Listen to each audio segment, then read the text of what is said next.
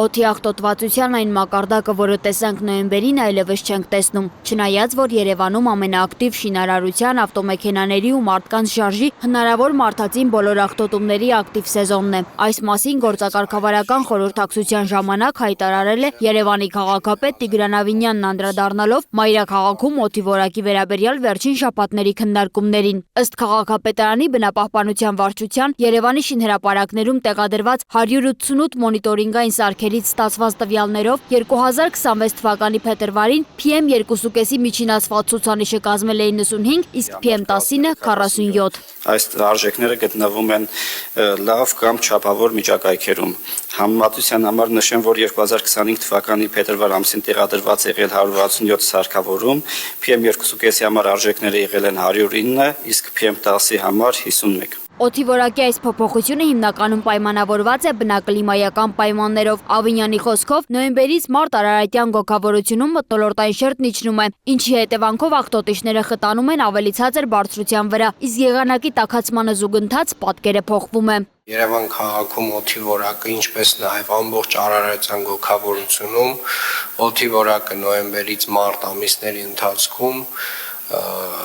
մեծամասամբ պայմանավորված է մեր մթնոլորտային շերտի, մթնոլորտային առաստաղի բարձրությամբ, այսինքն սա ուղղակիորեն բնակլիմայական երևույթ է, որը որ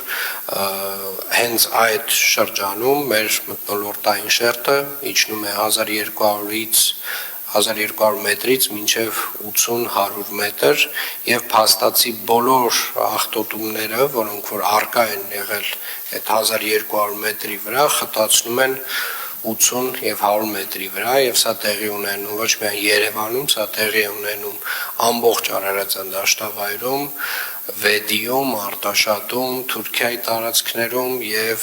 պայմանավորված է մեր աշխարհագրական դիրքով եւ բնակլիմայական պայմաններով։ Ավինյանը նշել է, որ քաղաքապետարանը շարունակելու է հրապարակել օդի որակի բաց տվյալներն ու կանխատեսումները, որպիսի երևանցիները նախապես տեղեկացված լինեն հնարավոր վատթարացումների մասին։ Առողջապահության վարչության պետն էլ ներկայացրել է ծնելիության ու մահացության փետրվարի ցուցանիշները։ Այսպես ծնվել է 1342 երեխա, 667 տղա եւ 675 աղջիկ, արձանագրվել է 579 մահ։ Նա նաեւ նշել է, որ առաջնային առողջության պահպանման կենտրոններում հաճախումների թիվը զգալի աճել է։